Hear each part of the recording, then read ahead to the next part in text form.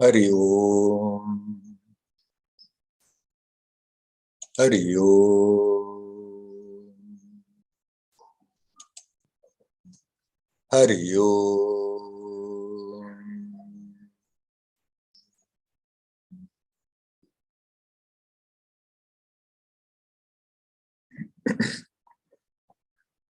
Hello, my friends.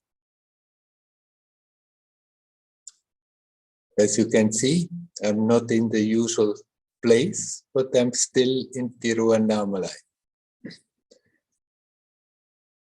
If I make space, you can see Arunachala behind a little bit.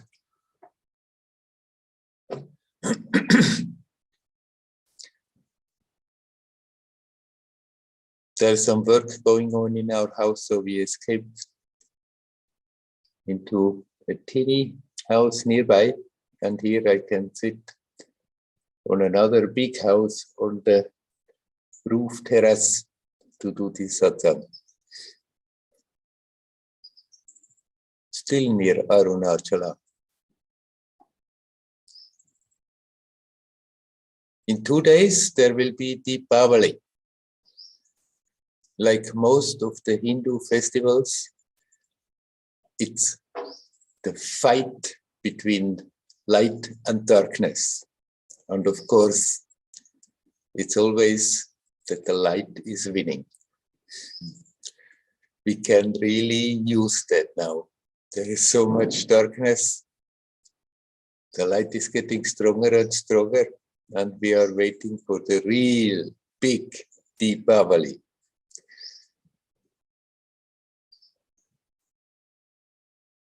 That is force that tries to be so extremely destructive right now is wiped away. It's a foregone conclusion. It will happen. There's no doubt about that. What can be a bit uncertain how much time it takes.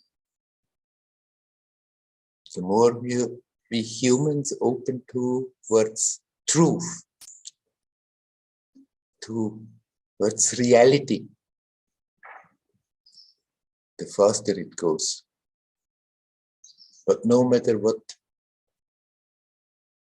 definitely all those destructive stuff that is happening will collapse, will be wiped away.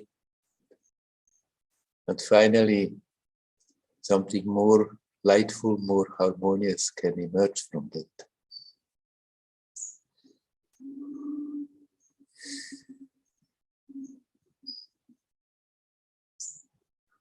How we are thinking, how we are feeling, how we are tuning in makes a difference. Everybody counts. Everybody can contribute. I often hear people say now, it's so terrible, we cannot do anything, we cannot contribute, I'm restless, I should want to contribute more. And I tell them, no, you're contributing by opening towards the light, by making yourself feel guilty and restless, you're doing the opposite. Then some people have the position, their role, that they are playing in public something, contributing, and others not. But it's not so much the external action that matters, but how much we are really connecting with reality.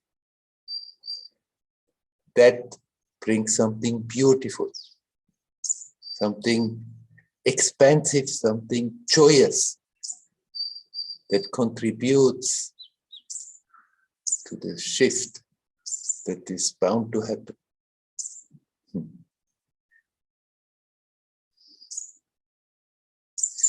The real Deepavali.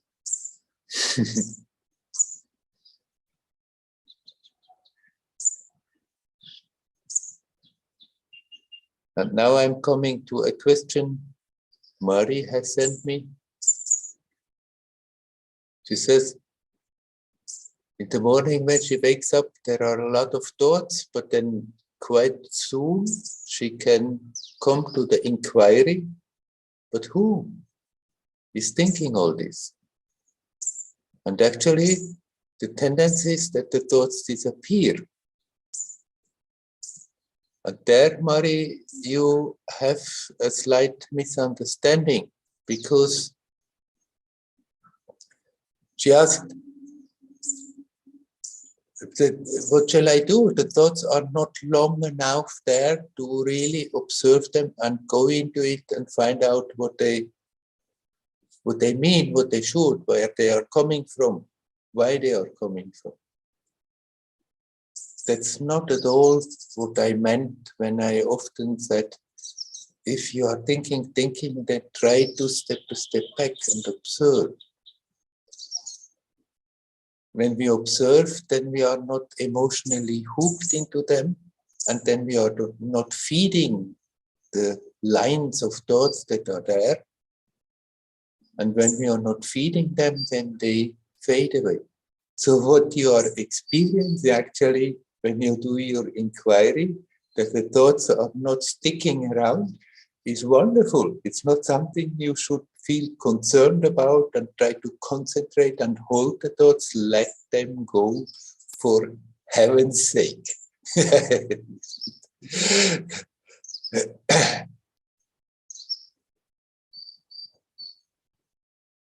That's the point of observing, not analyzing, not trying to understand, but not more being overwhelmed by the thoughts. So that's why I'm saying often step back and observe them. Then they have the tendency to fade away. And if that happens quickly, so much the better. Now, of course, often there are lines of thoughts that may come and are strong, and even if you try to observe, they persist and they go round and round. And if something is in such a way emotionally, energetically charged, then it will be the moment to have a closer look at the thoughts. See what kind of emotions that come along with the thoughts.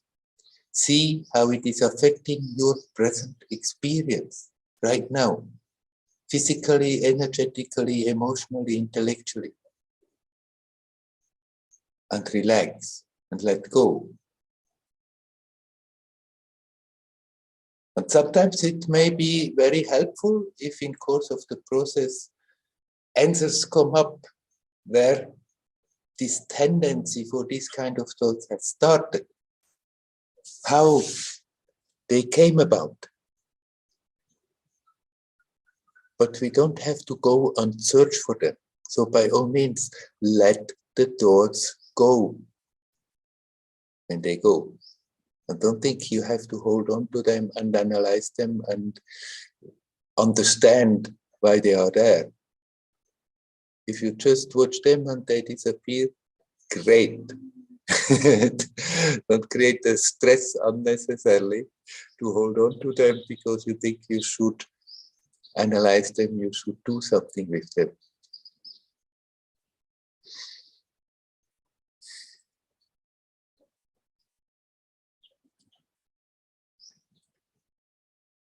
You said, can I maybe from my experience on my path talk about how to deal with thoughts? And I guess I have been talking about it already previous online satsang also, but I will tell again now. I had been practicing all kinds of things for 12 years when I met Amma. I've been doing first more or less regular, then more and more regular my practice.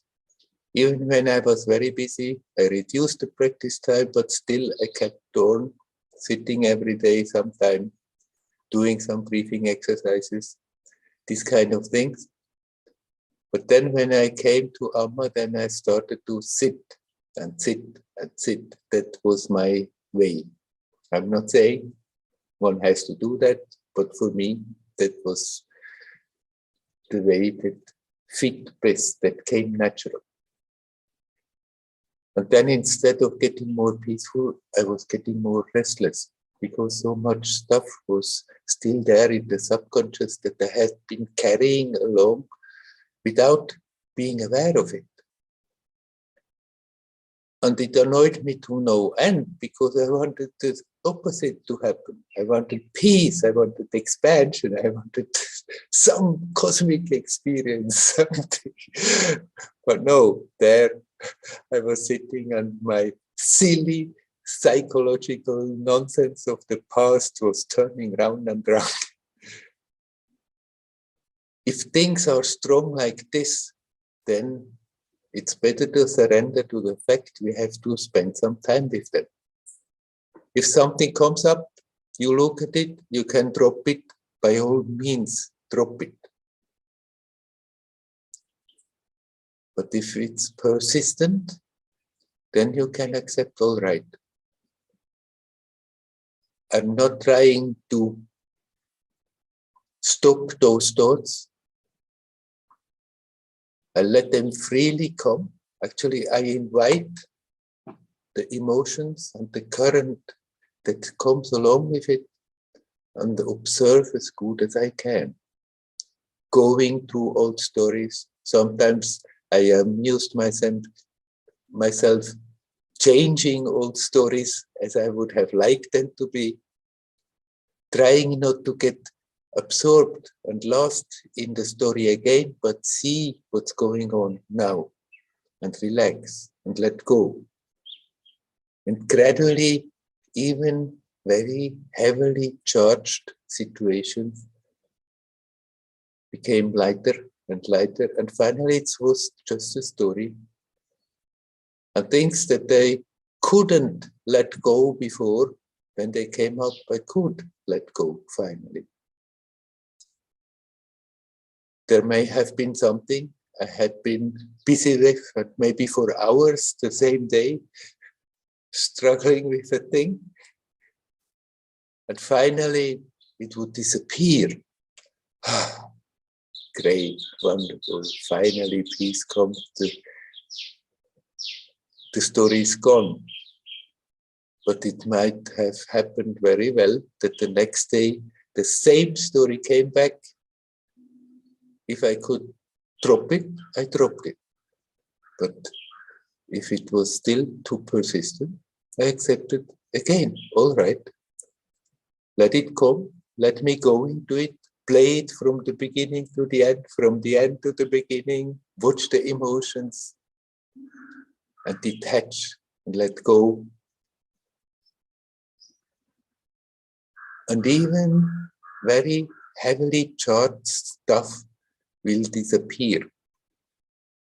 And then we don't have to spend time anymore trying to analyze and understand and go into that game more. But if something comes up, you watch it, you drop it, and it goes, then good riddance. Don't try to hold on to it and work with it.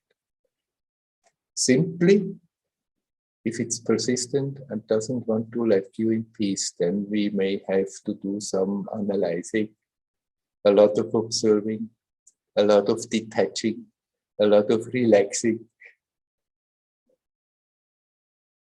But no matter how powerful it is, if we are patient and persistent, everything that is there, that is like a heavy weight that we are carrying along, often without having an idea that we are doing that.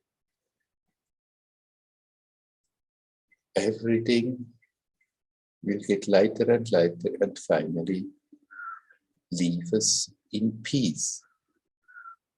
So Mari, don't try to hold on to the thoughts. When they come and whirling and you inquire and then they are very short there and you cannot fix your attention on them, let them go and be here. Do your inquiry. That's great, wonderful. Who is thinking? Who am I? I am. And stay with that sense of presence, with that which we are expressing by saying, I am. Not I am this, I am that, just I am. And then if the thoughts come and disturb, then you can again do the inquiry, detach, and if they go, then let them go. Be happy about it. Don't think something is wrong when they go. You don't have to hold on to thoughts in order to analyze them, in order to understand them, trying to figure out why they are happening, where they are coming from. If you can detach, then they can do no harm. All right. I leave the subject.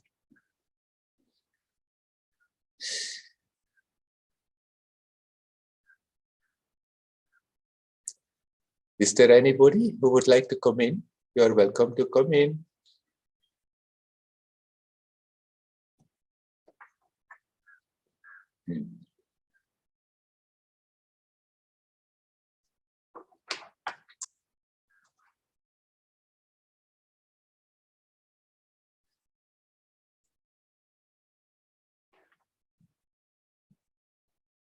I thought somebody wanted to come in because a camera was on.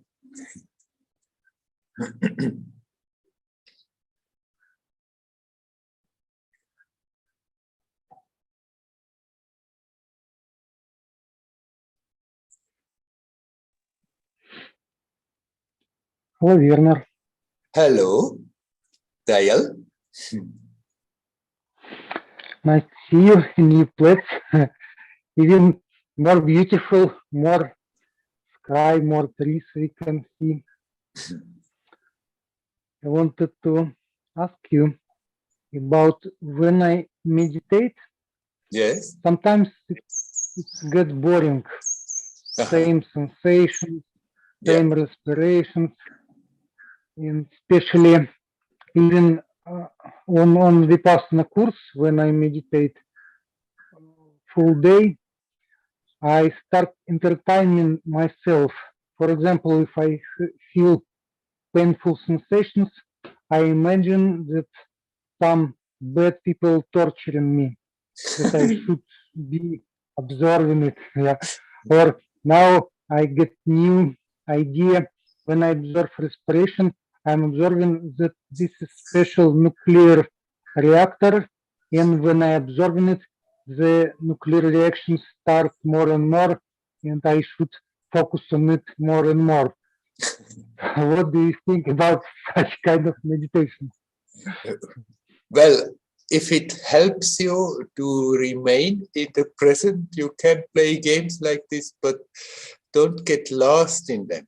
After that, it just becomes an entertainment that you're sitting your time out and somehow you're entertaining yourself to sit up the time. If you do such a thing, then remain very short and see what is really happening when you do so.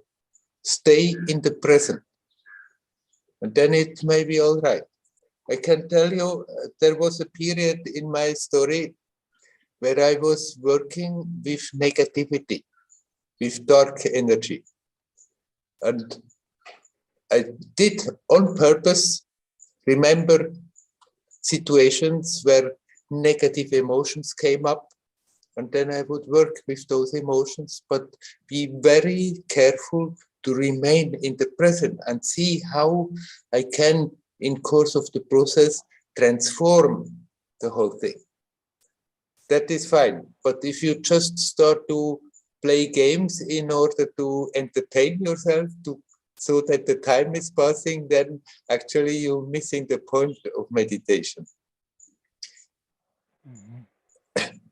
Sometimes it may come up that feeling of boredom comes. You have been doing the same thing over and over for years, and then sometimes it goes, oh, what's the point? It's not really getting me too much anywhere. One possibility is that you then focus on the feeling of boredom and watch what that feeling is doing to you right now, and relax. Actually, often when we come at a pass where we feel somehow something should go on, I should make a step or something, and there is a lot of resistance, it's mainly by way of, at that moment, consciously relaxing, that also those feelings of resistance disappear, and suddenly the boredom disappears, and the whole thing becomes all sweet and alive and beautiful. So I'm not saying you should not do at all such things, but don't get an addict of playing games like this, because otherwise you just sit down to entertain yourself. It's instead of watching television, then you go and watch your your mental game. If you can do it and be very sharp and observative in the present, that's another story. But the temptation is then to just get lost in your imaginations that you are creating. Work more with relaxing, consciously relaxing when that feeling of unease comes, of maybe tension because of boredom. Let the feeling come, see what it is doing, and relax, and see where it brings you. Okay, Werner. And I just wanted to share. Recently, I went to Vipassana course, meditate for 3 days only. And I expect that I will be with other people, with the teacher, will have a lot of support. But they give me a cell, a very small room, only for meditation. And this room was very dark and silent. Even when I come to it, I cannot see anything. With open eyes, with closed eyes was the same. After some times, I can see a little bit. So, and I was sitting there for half day at least, meditating, and it was very helpful. I start feeling my own power that I can meditate alone in such space. But supportive atmosphere, of course, was supporting me because it was meditation center. So I just wanted to share. Yeah. And I mean, you liked it. You felt after that drawn to it, to sit alone in that dark room. That was okay with you. Yes, yes, I see it. It was similar, like meditating in Virupaksha cave. Yeah. Same dark, silent. So and support energy was there. So I feel it's helpful to me. I will continue to work this way when it was possible. Very good. Yes. Then if it would not be for everybody to do so, some people would feel too much resistance to sit like this in a dark room. But if you felt like this, that it has a positive effect, by all means, yes, you can very well do that when the opportunity is there. Yeah, it seems time now ready because first time I was meditating in the cell maybe 15 years ago, and I get crazy. My mind was crazy in such small room. I want to be with people, with the teacher. So now maybe I can start to work like this. Yes, you can do both. Partly there, partly in alone, partly with the people. Yes, I can do. as you feel like. Good, good. Okay, Continue. thank you. Hari Om. Hari Om, Hari Om.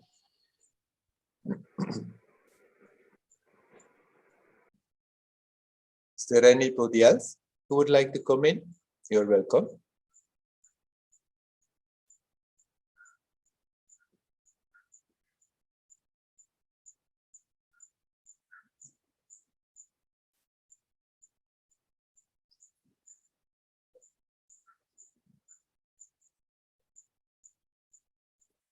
We are always that divinity. You are that. Tattvam asi. We are never apart from that. This is our real essence, this unexplainable mystery that cannot be explained, and yet it's the source that makes everything possible. We are never apart.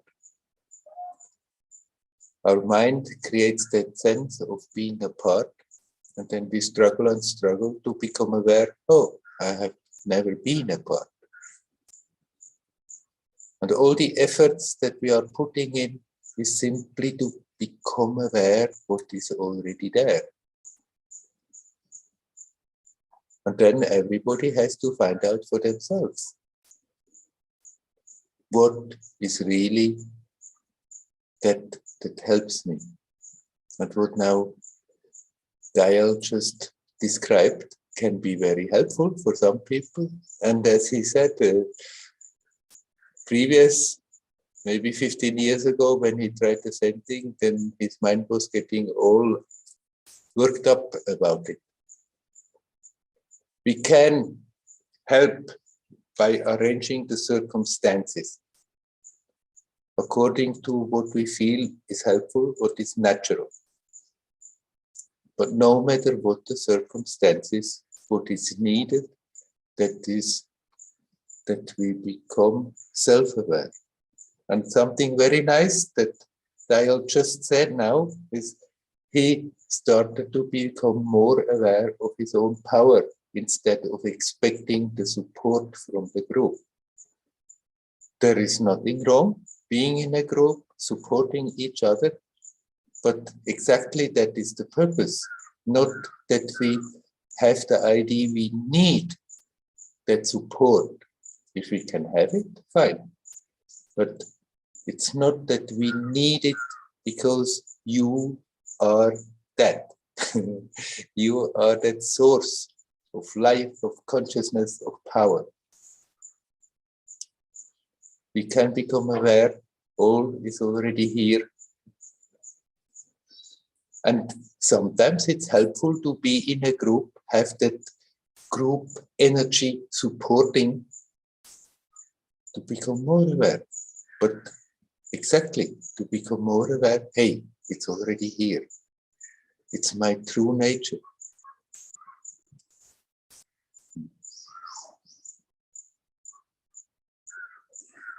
All the spiritual practices, all the techniques, they are all devised to somehow help. They are crutches for the mind to make it easier to turn the attention back to its source. Instead of getting lost in all the mind games that we are creating, in all the experiences, the sensations, the emotions, the thoughts.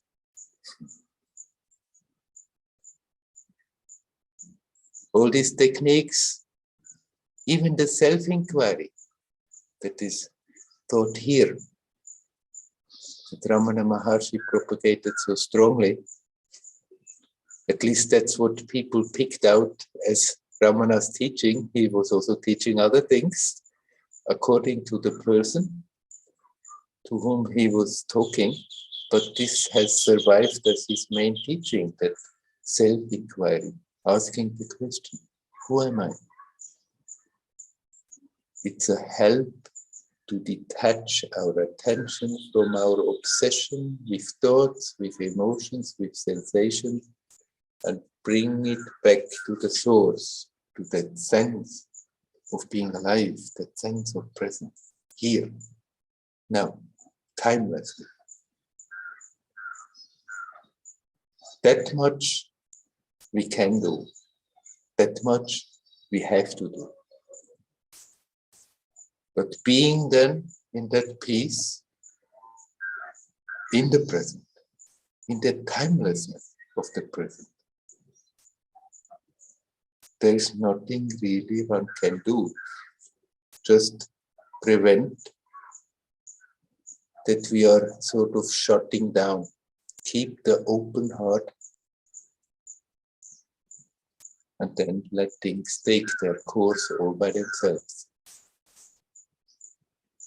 No matter what technique we have used, no matter what we ourselves have devised before that to help us to come to that peaceful, simply being here now,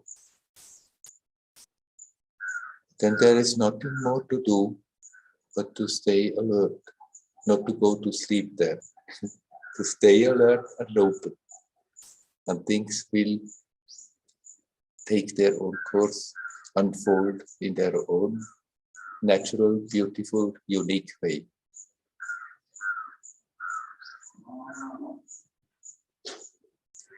Okay, my friends, I'm asking again. Is there anyone who would like to come in and talk? You are welcome.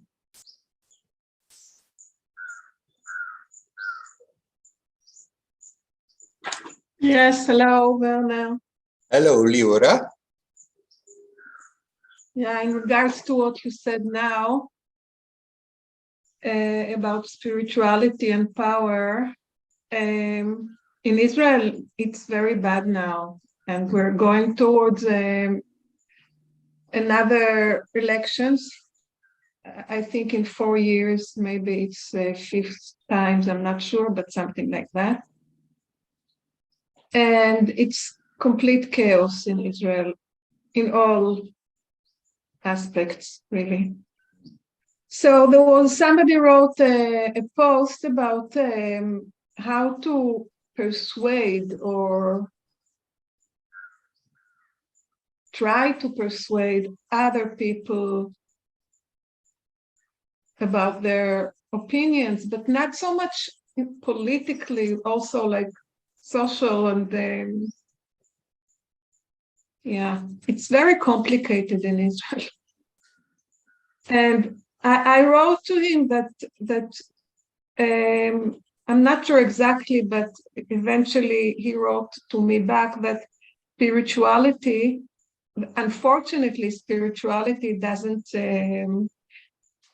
bring power. Doesn't bring power, I would say. And I answered that I'm not sure what power is, but that for me, at least for me, it's what you said. To be strong and to feel I have power, it is to remind myself to come back to the center and yeah, as you describe it.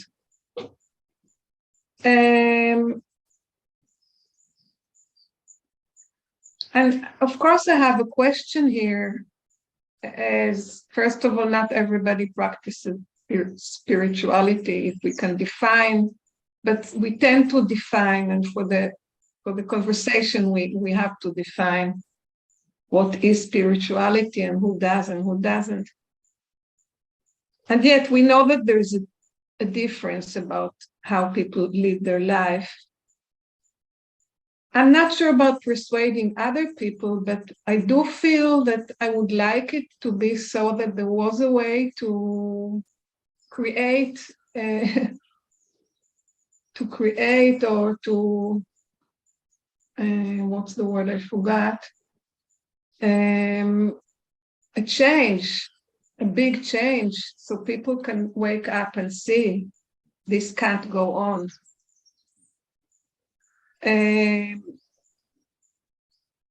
really this can't go on. I mean, it's a disaster really here in Israel. And so social, politics, economic, everything. And there are no leaders. And I have a deep feeling that those who are now going for hoping to be elected also are not really leaders.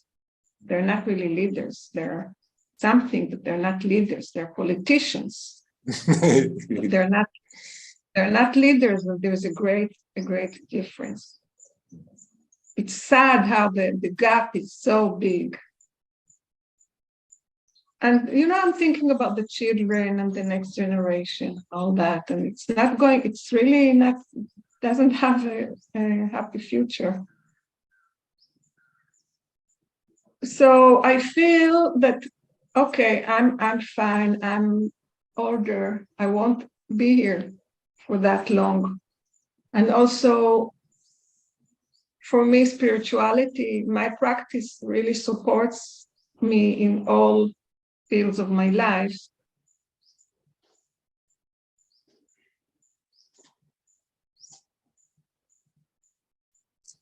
And also, there's no way I could persuade other people to change their opinions about politics, or I don't like the word politics, but yeah. I'm not so good in persuading other people to do something that I think they should do altogether. I don't have this kind of language. Right. So I was left, of course, with the feeling that I would like to sit with him. And he's a friend. He's also actually in Vipassana. So it was a bit strange that he said it anyway, but I didn't. Yeah, maybe if I ever see him, I would sit and talk, but he lives in Jerusalem, I live here. And yeah, so I was left with a question and a very isolated sensation of, like we're not together. We're not united. We're not united. Yeah. Yes, on a certain level, it's true. Solidarity would be much, much more useful than what is happening now. The same forces that created all that chaos you are describing, they have on purpose divided people, that they are not united. But of course, on a deeper level, we are united.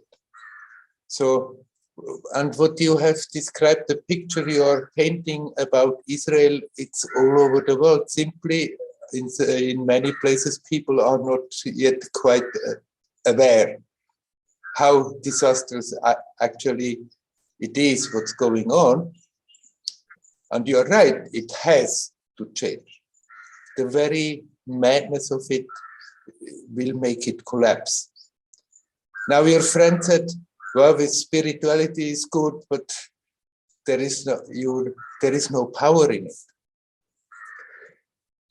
Of course, he talks in that context of power externally to change. And throughout the history, whenever these external changes were there, it was a very violent process.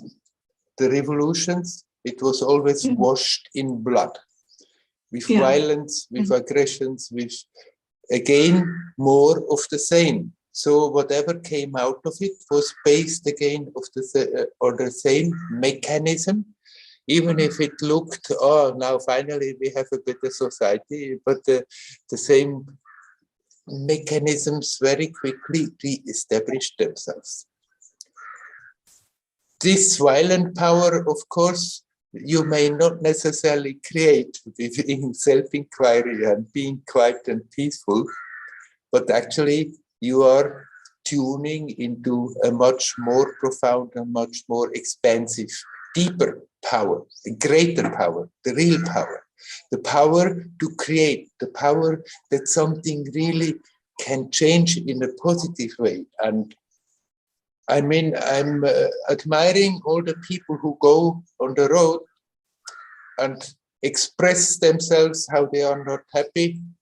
But really, this revolution that has to come is sort of simultaneously people have to open up their heart and really be open for something new, not again just breaking down what is there and then creating the same with a little bit different forms.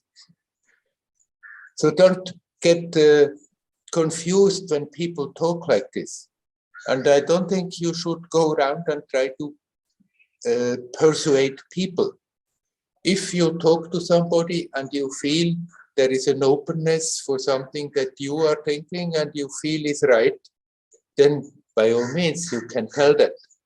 But if you try to go to people to force your ideas on them and they don't want to hear them, then they make more of a barrier, more of a shield, and get stronger by defending their ideas. You can instruct, you can give knowledge that you have, but only when people are ready to hear it. Otherwise, it doesn't bring anything about. We cannot forcibly persuade people. It's again the same mechanism of that is happening, that has happened now all the time, but in the last years, extreme, continuous indoctrination of the people. What they should believe, what is right, what is wrong.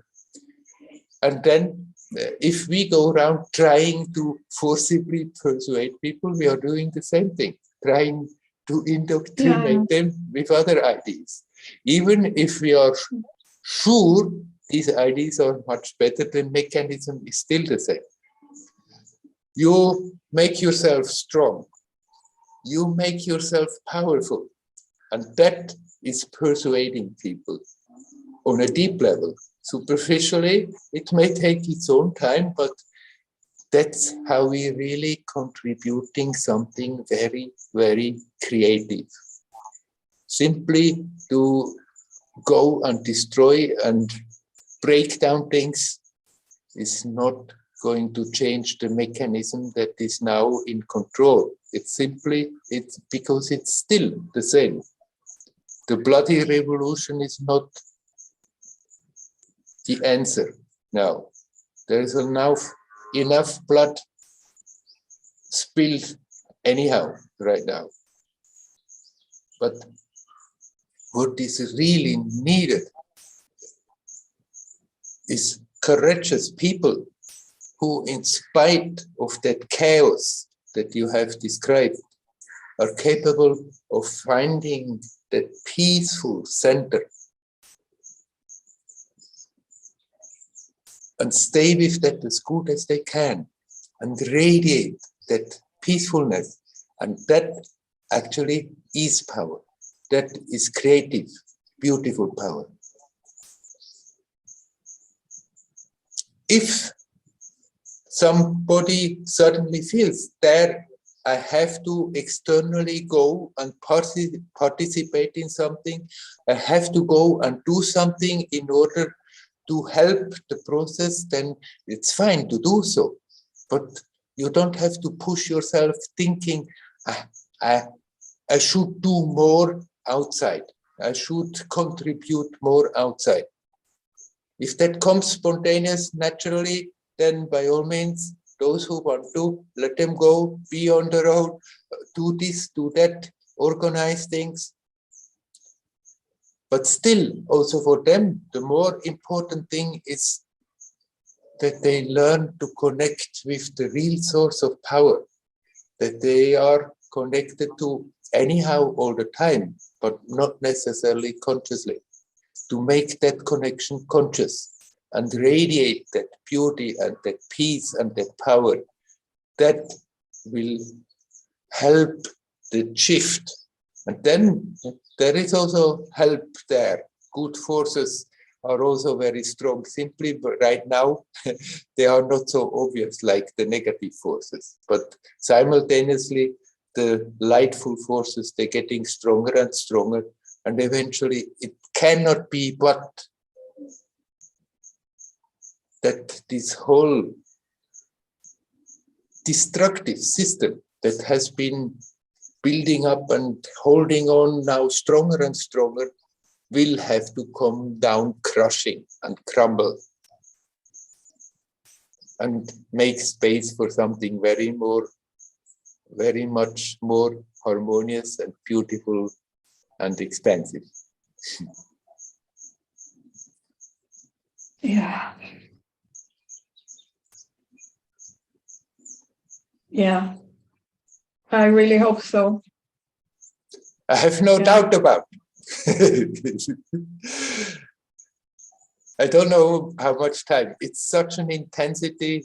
There's no possibility of making any reasonable future predictions. Like 1.5 years ago, I thought I was sure that by this time it would already be there. But it's such a powerful struggle. Nothing can be said about time. But as I said in the beginning, it's a foregone conclusion. It cannot, but to really give way to a new and brighter and more harmonious energy. The real Deepavali. I just want to say one thing that I've been having a very strange thought. Because also all the people that I know don't know who to vote for now. It's in 10 days, and they just don't know who to vote, as if they don't trust any of the possibilities. And specifically, there is one person that I don't know. What I wanted to say is that somehow I can't even sense the passion that these leaders or whatever they are, politicians, I can't even sense the passion that I used to sense years before towards elections. I can't sense the passion of these people to win and to really take the responsibility on putting things back in order, I would say. That's my highest hope. And it's strange because what do you mean can't sense the passion? I mean, but I feel very strong about it. Specifically one of them. I just don't feel he has the passion to go back, but he seems to be pushed back to be the prime minister, but I don't feel the passion. So maybe it's good that there's no passion. Maybe that will create a revolution or like an earthquake or something. I don't know. And the thing is, maybe it's very subjective, of course. But yeah. The thing is that there is no going back to how the system was before. It was already totally destructive, only less obvious. Something has to metamorphose out of this, and simply changing the politicians won't do the thing, because the whole system has to change direction, and that will happen eventually. So I cannot give you any political advice to vote or not to vote or how to vote. No, I'm not saying about that. I'm just saying that it's a very, very, very unfamiliar situation. Right. Very unfamiliar. And in that unfamiliar situation, the best we can do is make peace with ourselves, live in harmony with ourselves, and radiate that and help others, inspire others. That is the thing, not persuade others, inspire others to also make peace with themselves and live in harmony with themselves, and that helps, supports the redirection of the whole story that is needed. Right. Right. Shall we leave it? Yeah. Yeah. Thank Okay. you. Hariom. Yeah, Hariom. Hariom. Wish you much courage. Hariom. Thank you.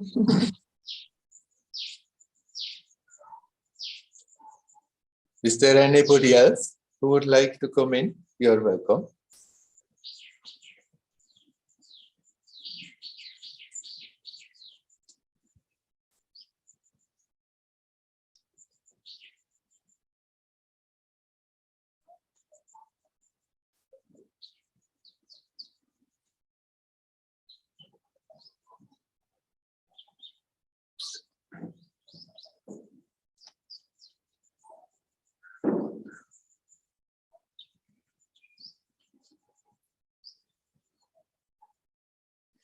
We are here for that. It's good again to remember, to be reminded, to remind ourselves.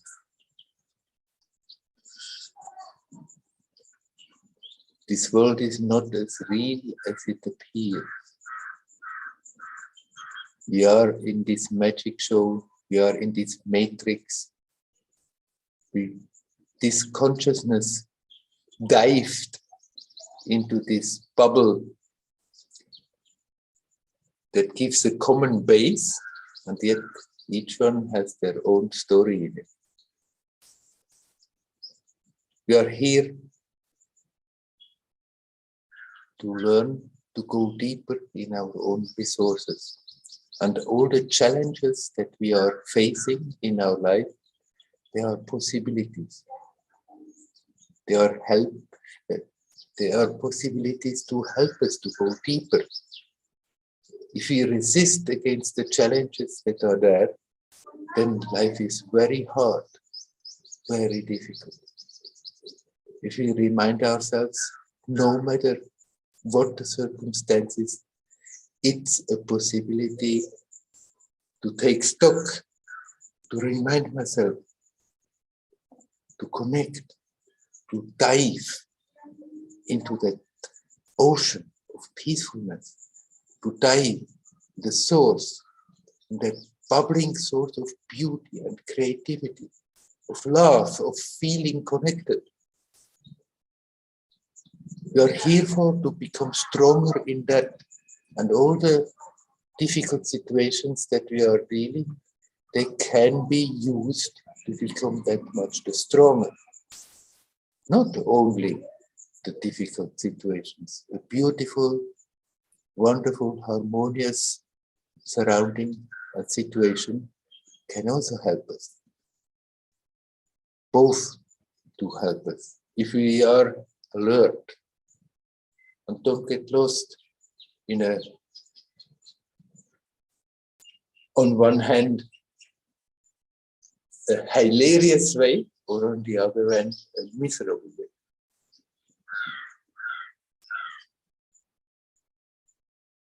If we keep that awareness, we are here to dive deeper into those resources. And unfortunate situations often help us stronger, because it's easier when everything is nice and beautiful to just to get a little bit to sleep. Dream away. Whereas unpleasant situations, they are shaking us up. And now we are living in an intensive time. It's really an interesting time. And it's full of possibilities. And especially in a time like this, it's very important to remind ourselves, don't get too much attached to the external appearance of what's going on. Don't dismiss it. We can feel how people are suffering in it. We can also be aware they are suffering mainly because of that resistance of not accepting the situation as it is, and then learn to turn it into something creative. It's not that we should close our eyes and close our ears and not care about all the people that are in pain and suffer. Let us open our heart and be aware of it. At the same time, connect with that aspect in us that is not affected by it, that is not attached to it. This is the challenge all the time, but in the present time, it's multiplied. And accordingly, it's also the possibility to go deeper, to get stronger, is that much the greater.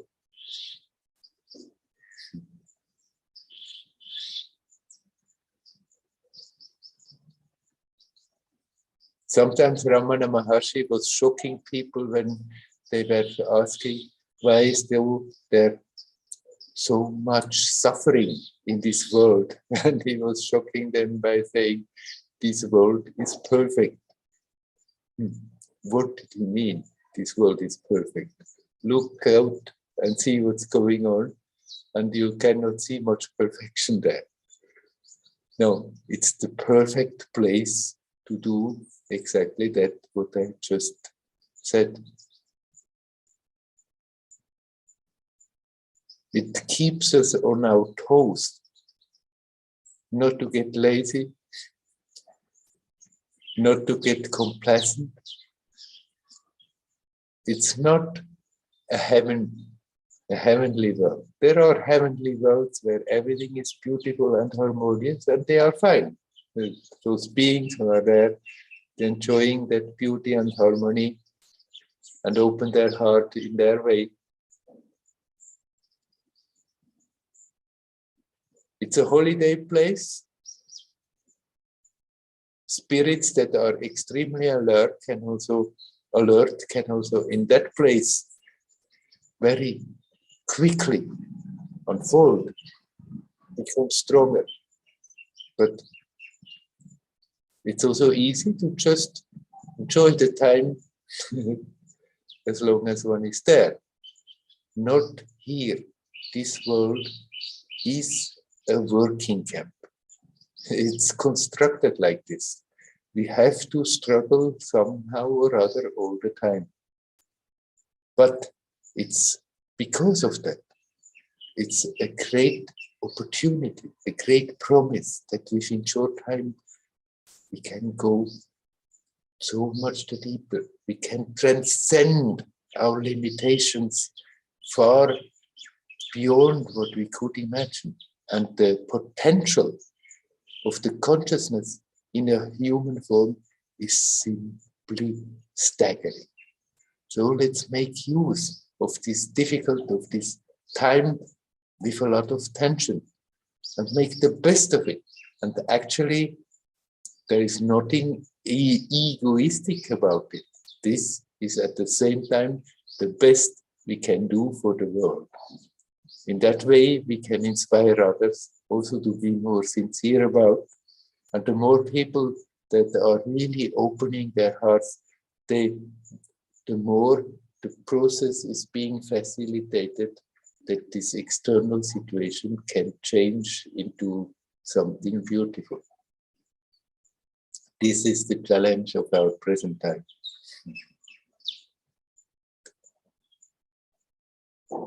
Okay, my friends, is there anybody else who would like to come in? You're welcome.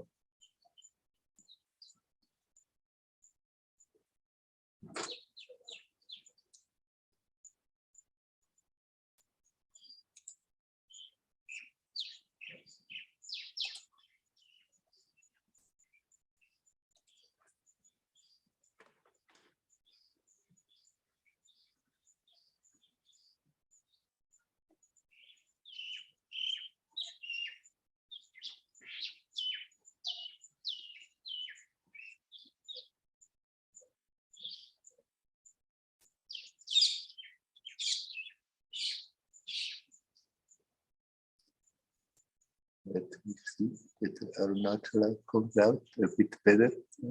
When my face is gone, you can see Arunachala. The tip of it. Two tips, the big tip and the small tip.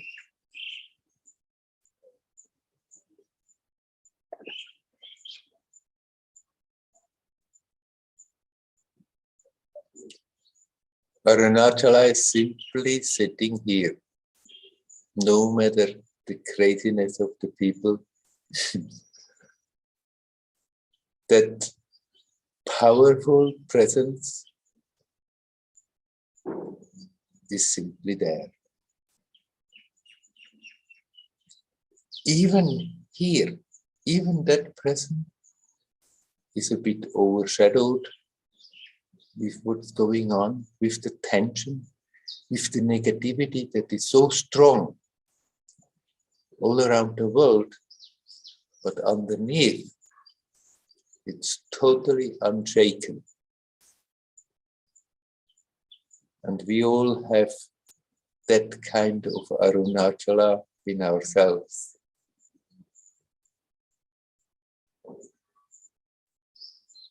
Come back home to that unshakable truth, reality, to that unshakable purity and the innocence, full of joy and love and harmony, happily expressing itself, simultaneously being unchangeable and at the same time totally dynamic and alive. Shiva and Shakti.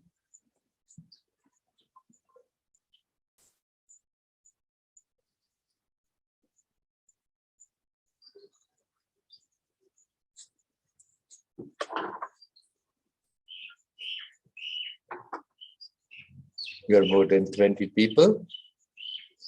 Is there anyone who wants to say something? You're welcome.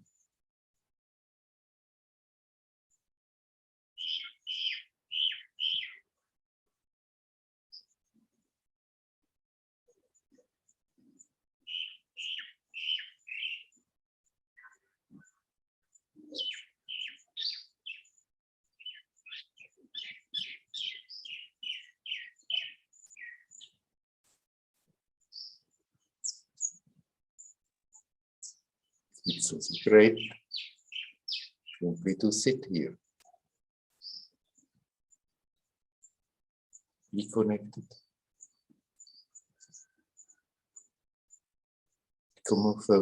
Become aware of the peace that is underneath, no matter what action is going on.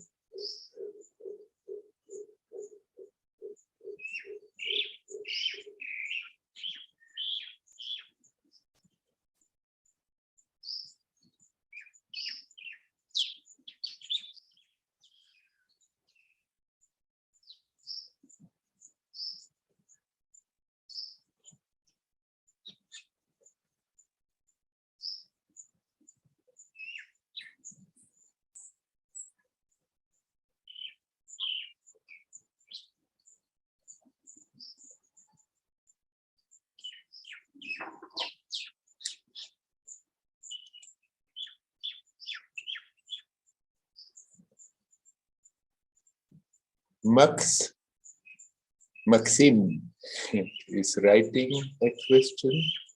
My friend has a question. My friend is so worried about the situation in Russia. How could you react if your close man can be mobilized and so many risk to die there? What so relatives do in this situation? I see. Yes. How can somebody in this situation react? If a close one is going somewhere and it could be life-threatening. His life may get wiped out. And if it's somebody very close, of course, there is worry.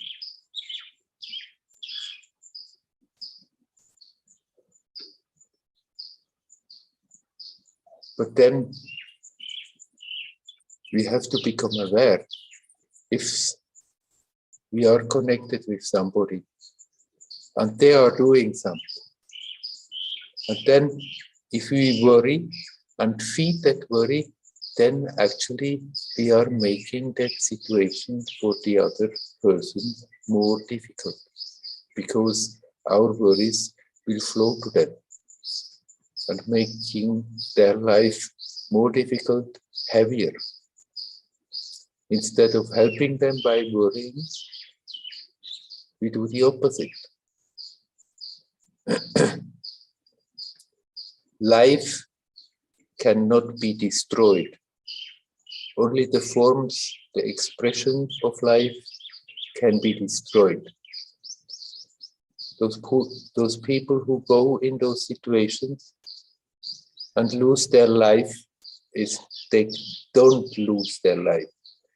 They simply slip out of this matrix and come back into a more harmonious situation.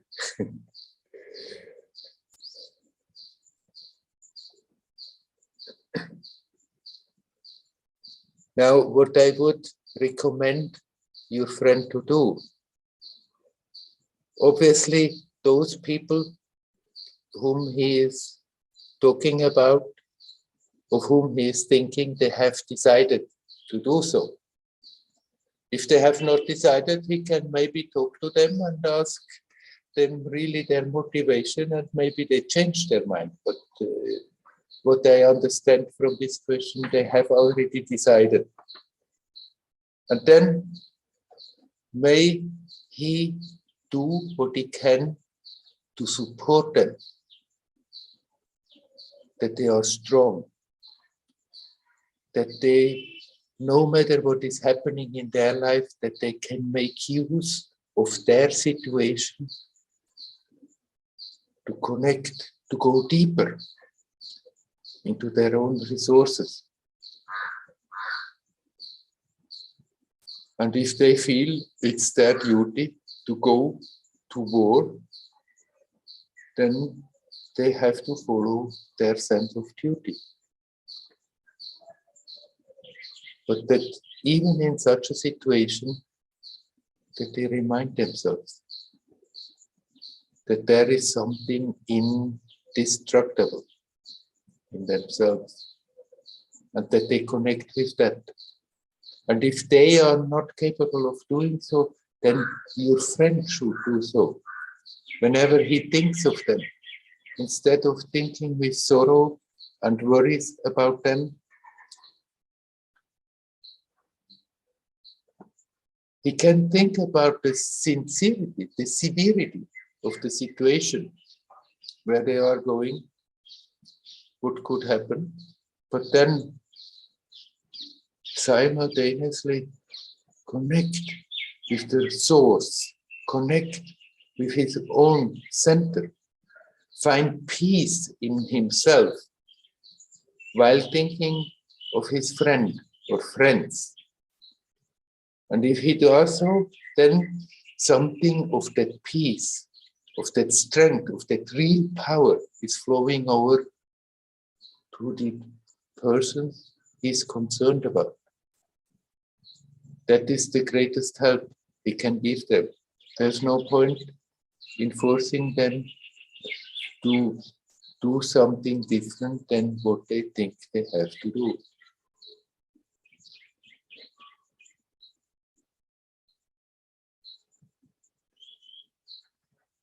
And it's good to remember, no hardship we are going through is in vain.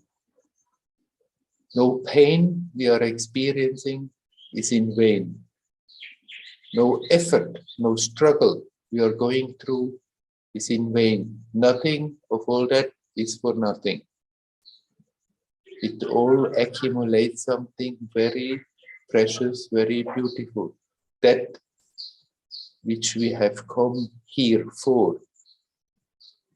Of course, if somebody is conscious, then that process is infinitely more powerful and can become joyous. And as long as people don't know about that, then it's a painful business and they suffer.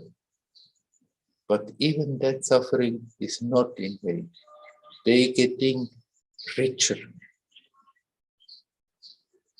And somewhere, at some point, at some time, that same being that went through all that difficulties, all that suffering, we start to consciously reap the fruit of it. Now, we don't have to suffer.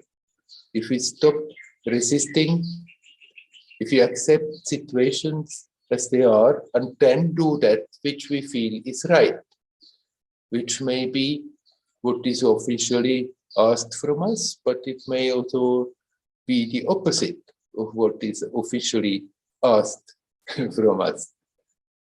What matters is that we are at peace with ourselves. So I repeat, the best he can do for his friends is to find peace in himself, in spite of loved ones, close ones, going in situations one doesn't know what's going to happen there. After all, we never know. We can just walk out of the house and have an accident, a little accident, deadly situation. We never know. Find peace in yourself. There is that peace always there. Like I said from Arunachala, no matter what the people are doing, Arunachala remains totally unaffected. Even if apparently that intensity is a bit overshadowed, underneath it's there, unpolluted. And it's there in you, in me, in everybody. Connect with that. And especially if you think of your friends, instead of letting yourself be pulled into worries, connect with that peace, with that power, with the source that makes everything possible. That is the greatest support and help you can give to your friends. Hari Om. Hari Om.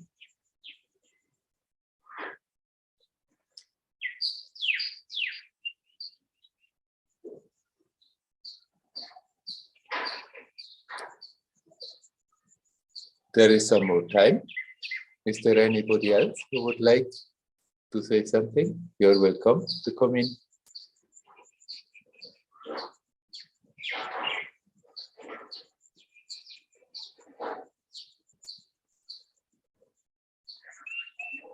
Yeah, maybe I'll come back.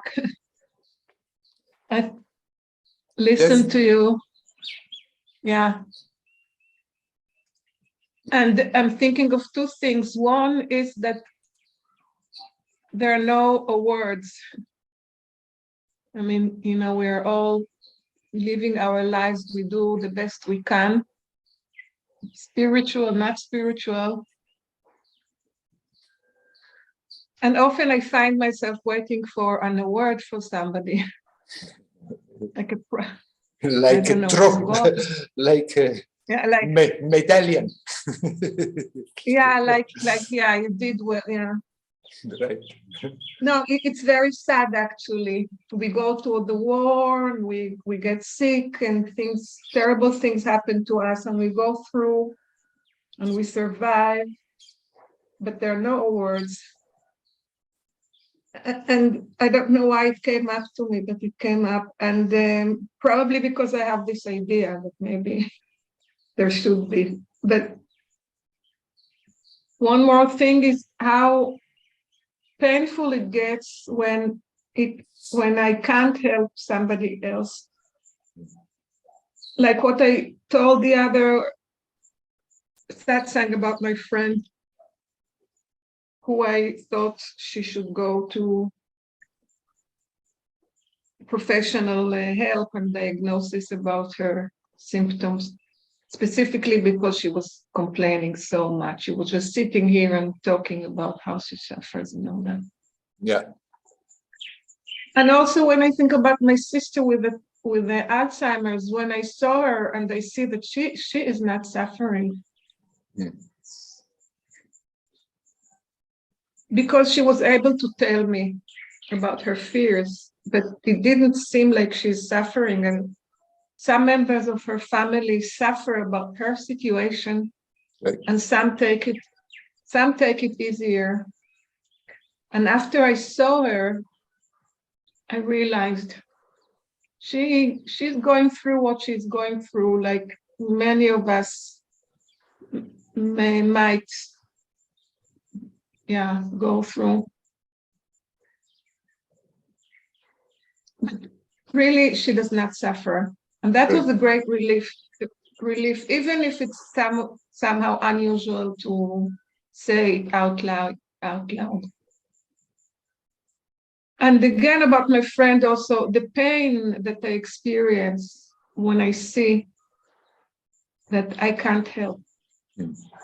So and I've been listening to you, to the project, to what you said about being connected, and you always say that. And that helps actually in situations when there's tension in the air, family, and so I just like connect, and I just like. Right. When you see the pain, when you feel the pain of not being able to help somebody, instead of turning round and round and round in the head, what could I do? What could I do? Then see the pain instead of then holding on to the idea I should do something. See the pain of not being able to help and use that pain to go deeper in your own resources. And if you do that and think of your friend who is suffering, then actually you are helping your friend, even if externally you cannot do anything. That is the thing we have to learn to understand, that actually we can help. We're helping a lot of people simply by thinking of them, but remaining rooted in our own pure, unshakable consciousness, in our own pure, unshakable love, in that beingness. If you think of somebody consciously connecting, then actually you are helping them. So even if externally it is not your role that you can do something that is helpful, then we don't have to take our role so serious.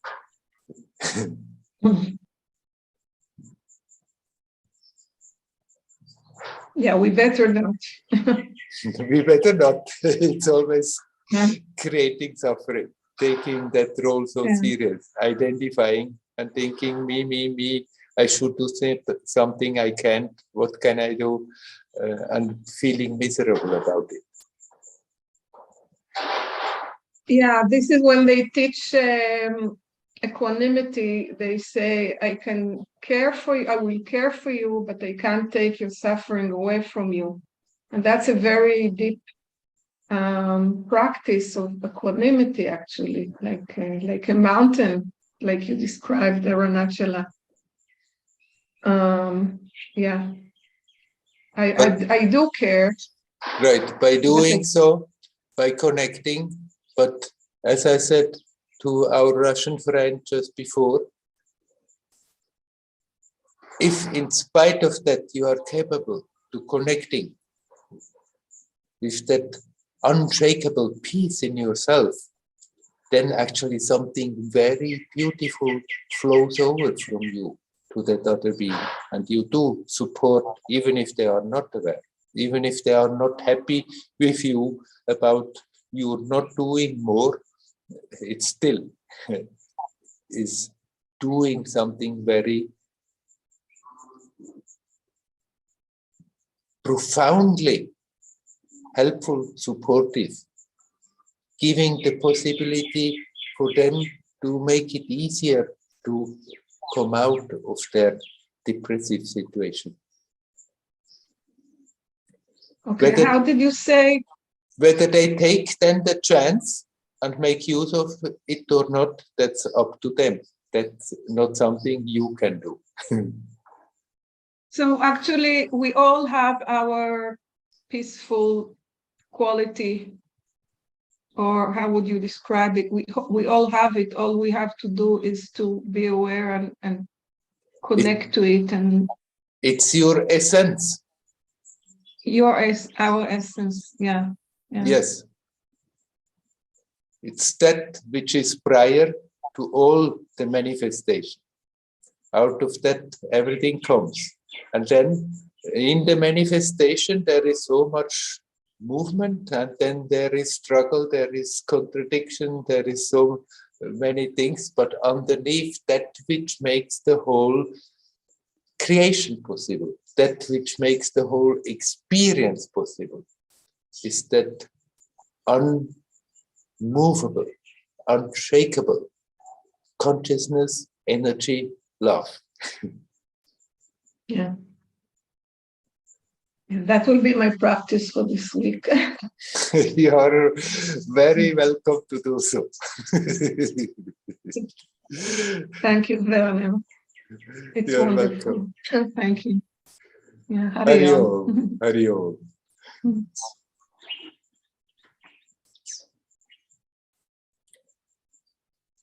Is there immediately somebody else who would like to come?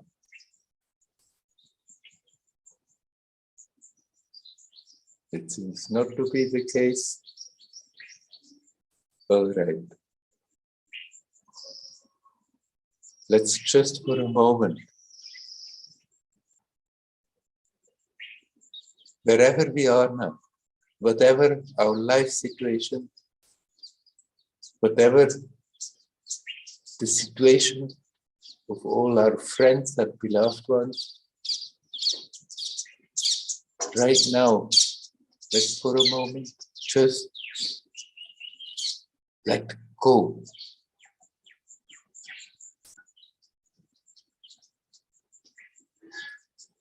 Be.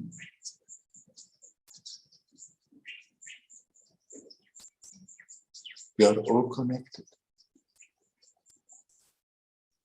Everything, everybody is essentially that same unique, unexplainable, fantastic essence. Pure consciousness, pure love, pure energy.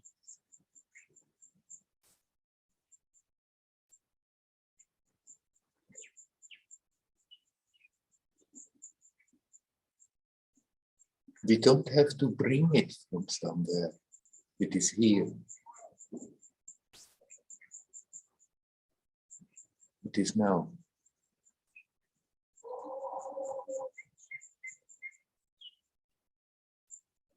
It was never absent,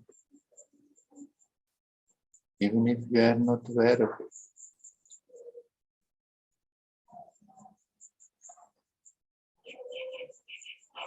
It's that which makes every experience possible.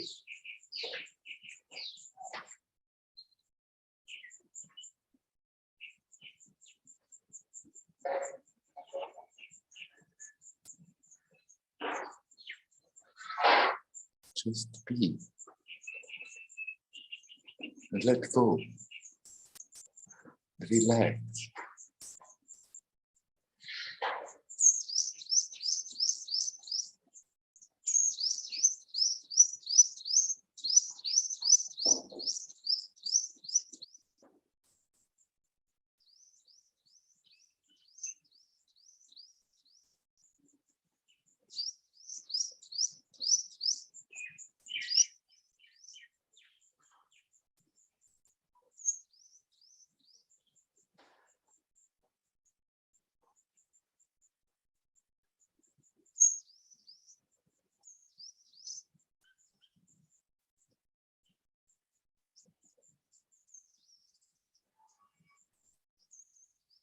And even if we become again more active,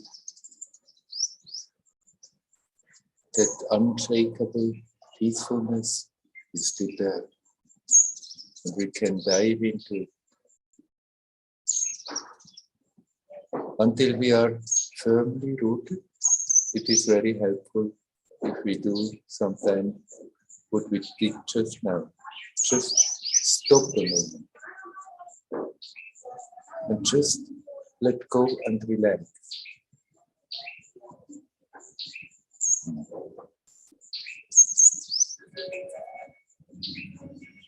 I wish you all well. Hari Om. Hari Om. Hari Om.